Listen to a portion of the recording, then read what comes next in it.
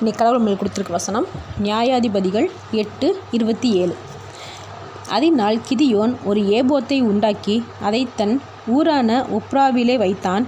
இஸ்ரவேலர் எல்லாரும் அதை பின்பற்றி சோரம் போனார்கள். அது கிதியோனுக்கும் அவன் வீட்டாருக்கும் கண்ணியாயிற்று. இந்த வசனத்தை கொடுத்து கடவுள் என்ன சொல்கிற பார்ப்போம். இஸ்ரவேலர்கள் இஸ்மவேலர்கள்கிட்ட, அதாவது மீதியானியர்கள்கிட்ட கொள்ளையடிச்சிட்டு வந்த கடுக்கன்களை கிதியோன் கேட்குறாரு. அதை வச்சு ஒரு ஏபோத் செய்கிறாரு. ஏபோத்னா ஆசாரியர்கள் போடுற ட்ரெஸ்ஸு. ஆனால் தேவனின் கட்டளைப்படி அந்த ஏபோத் சணல் நூலில் தான் செய்யப்படணும். ஆனால் கிதியோன் தங்கத்தால் ஒரு ஏபோத்தை செஞ்சு அதை ஒப்ராவில் வைக்கிறார். இந்த தங்கத்தால் செஞ்ச ஆசாரிய ட்ரெஸ்ஸை மக்கள் பார்த்துட்டு இதில் ஏதோ சக்தி இருக்குது போல நினச்சி தேவனை விட அந்த ட்ரெஸ்ஸுக்கு முக்கியத்துவம் கொடுக்க ஆரம்பிச்சிட்டாங்க. கிதியோன் தங்க ஏபோத்தை ஒரு நல்ல எண்ணத்தில் செஞ்சுருக்கலாம்.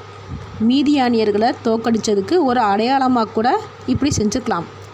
ஆனால் இதுக்காக ஏன் தேவன் கிதியோனுக்கும் அவர் குடும்பத்தில் உள்ளவர்களுக்கும் கண்ணி வச்சார், ஏன் பிரச்சனையில் கொடுத்தாருன்னு நம்ம சிந்திப்போம்.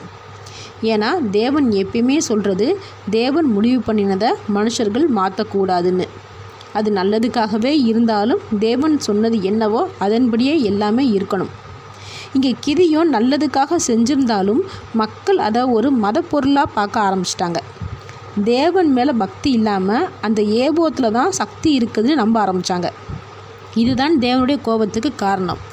அப்போது நமக்கு எவ்வளோ வசதிகள் வந்தாலும் எவ்வளோ உயர்வுகள் வந்தாலும் தேவனுக்கு செலுத்த வேண்டிய விஷயத்தை நம்மளுடைய பெருமைக்காக செய்யாமல் தேவன் எப்படி செய்ய சொல்கிறாரோ அதன்படி மட்டுமே செய்யணும். ஆமென்.